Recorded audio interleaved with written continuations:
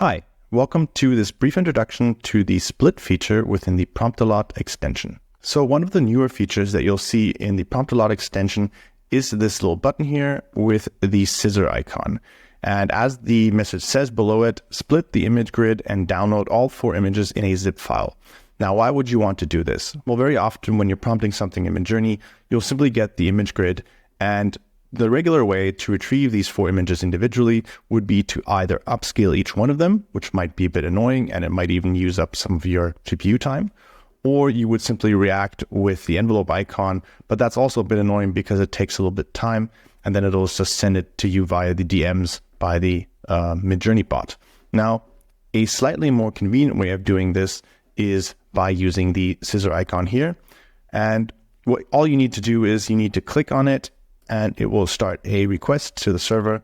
And in the background, it will split the image into 4 individual images.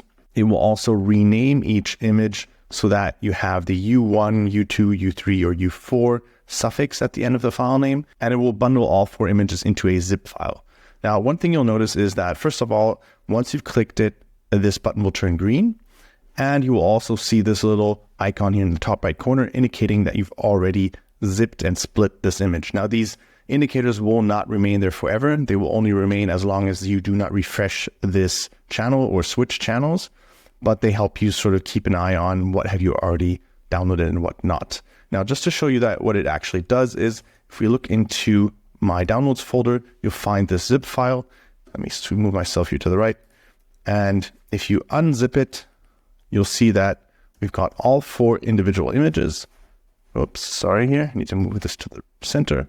All 4 individual images in full resolution, just how you would get them if you upscaled the image. Now, bear in mind that this button will only show up on your toolbar if the image above is an actual image grid. So if you, let's say I upscale one of these, so U1, you'll see that once we see the image, you'll see that in the toolbar, you will not see the split image button, and that's simply because it's an individual image. There's nothing to split, and why would you want to split this image anyway? So that's a brief introduction into how this works. Let me quickly show you that this works equally well with others as well. This is not prepared, and there you go. It's downloaded. Let's open up the folder. Here's my other zip file. And again, we have all 4 individual images. Now, one more thing, you can only do one of these splits at a time, just in order to avoid overloading the server, because it does require a little bit of processing power, but it's fairly quick, as you can see, and I think it can save you a lot of time.